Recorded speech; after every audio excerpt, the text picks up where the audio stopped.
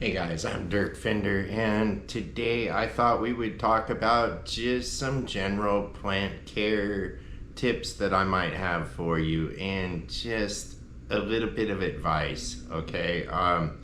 This comes to me just kind of generally speaking about like a certain circumstance that I just went through and seeing the end result and understanding that it could have been prevented was something that the person involved just can't really see their part of. And so I just wanted to kind of talk about one of my rules when being a good steward of plants. And I'm sorry if I look a little distracted. I didn't even expect to make a video, but I'm in this kind of a squishy period of time where I had a pretty bad fall last week, so I can't work on a lot of the physical projects I got going on around here. And I just got done watering, and my fingers are really soft right now, having took a shower and then watered. So I don't want to play my guitar, which will usually take a few hours of my day up. And anyway, so I thought maybe right now I would make a video. So anyway, so I just went through a circumstance where I gave somebody some clones, but not only did I give them the clones, because they're limited in their ability to do things physically, I went ahead and put the clones in the ground. I provided them with adequate soil and nutrition, exactly everything that you would need to pack in. And keep in mind, we live in Arizona. It is brutal. And, I said, all right, man, you have everything you need, and they do have their irrigation hooked up, but the irrigation probably won't be enough unless you have somebody adjust that for you. So you need to make sure that you water them. And it's from that old adage, you plant a seed, you water it, and then you watch it grow. Now, this is a common mistake with a lot of people, is that they kind of think of the plants, whatever area they live in, they think of the plant of plants as being kind of the same, and they relate it to the plants that they have in their area. And they treat it a little like that plant in that area, which that's why, maybe tomato farmers or corn farmers do a really good job at getting good results from our favorite plant. And then, there's the other people who don't know, they haven't been around it, and that's a whole different school of thought. But here we live in a desert, and in the desert, most the ornamental plants that you put in your yard that you buy at a nursery here, or that are natural to the environment around here, or things like aloe vera or prickly pear cactus or things like this.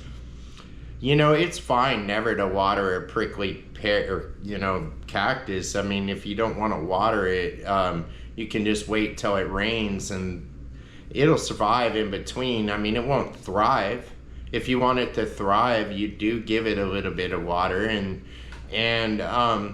that's the truth. But the plant of plants isn't a desert plant, and B, it isn't a plant that is an ornamental plant, okay? It is a crop plant, meaning like it's similar in a way because it produces fruits as like a tomato plant or a corn plant.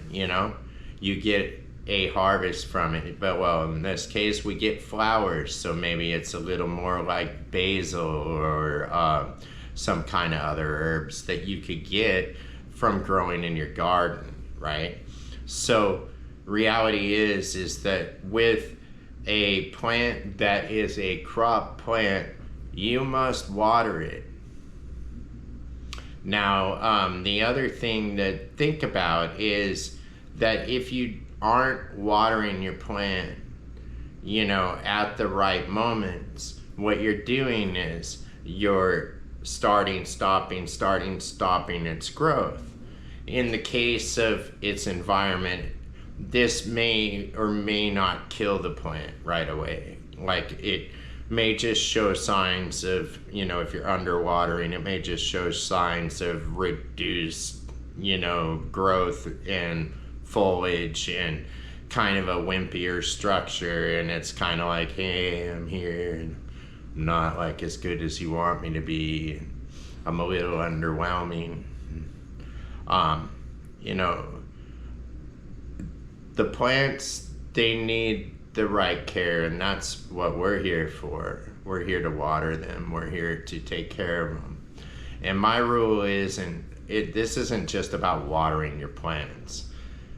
My rule is that everything you do and don't do in your garden really impacts your end result. And that means that, if you have your light up too high, or it's too hot or too cold in your room, it's too humid or too dry, all of those factors are going to affect your end result.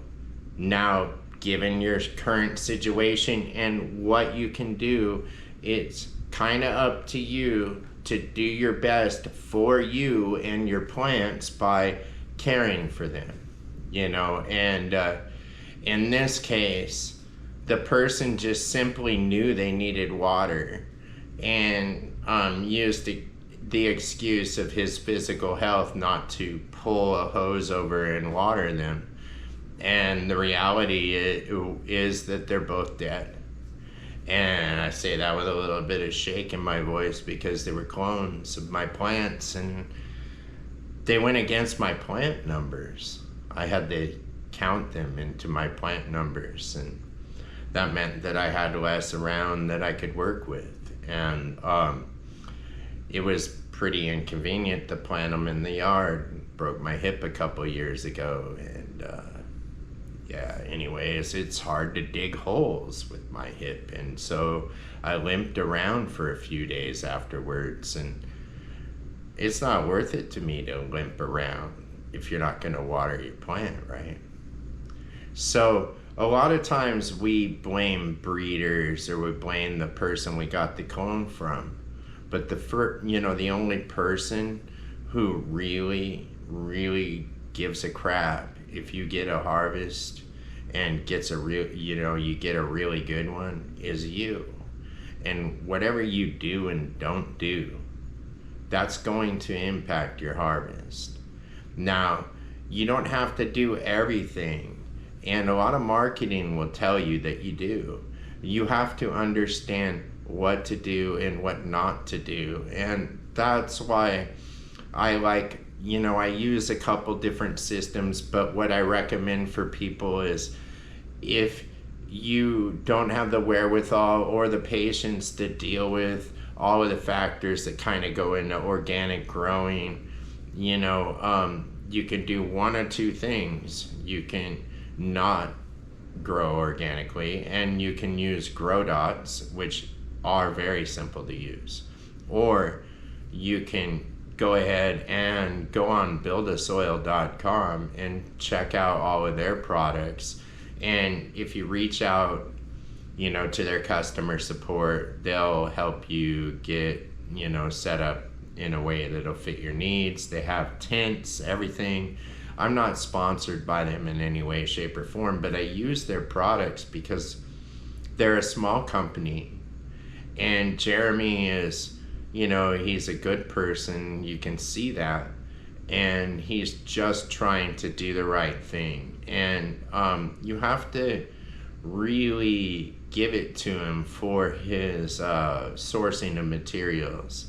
Now, Scotty Real's system of grow dots and recharge, it's really easy and amazing as well. And Scotty does a lot for our community, and they're both, a good path for anyone. But that doesn't mean you have to do it that way. What it means is whatever you do and don't do, it's going to impact your growth. So if you don't pH your water, your pH could go out of whack, right? If you don't have enough calcium and magnesium in your mix, well, you're going to probably get a deficiency. Over time, it's going to show up and manifest itself in your plant, and then you're going to have some issues that you got to deal with. It's kind of like if you don't pay your rent, the landlord might take action, So anyways, with that, guys, I just want to say it is one gloomy, rainy day here in Arizona. I appreciate the few of you who are still following the channel. All YouTube channels have been impacted by the change on YouTube. If you would like to see more content and you would like to stay informed as to when my beans will be dropping, hit like, hit subscribe, and I will talk to you later. Party on.